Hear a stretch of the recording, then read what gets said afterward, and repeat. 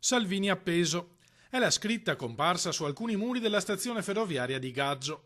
Nulla di clamoroso nell'episodio in sé, ma per il deputato veneziano Alex Bazzaro, che ha denunciato il fatto anche durante un intervento in aula, è il segno di un clima di odio che ricorda periodi bui della storia italiana.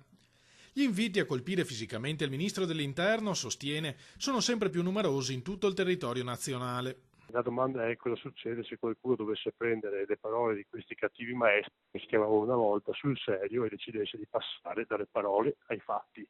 E a noi preoccupa l'incolumità di una persona come il ministro dell'Interno che nel pieno delle sue funzioni fa il suo mestiere e viene costantemente minacciato, non politicamente, non in un dibattito democratico, ma minacciato di morte e di ripercussioni fisiche alla sua persona. A un ritorno della lotta armata non voglio neppure pensare, concede Bazzaro, ma che vi sia una recrudescenza di ideologie che credevamo ormai morte e sepolta, è dimostrato anche da alcune recenti prese di posizione dell'Associazione Nazionale Partigiani sulla tragedia delle foibe.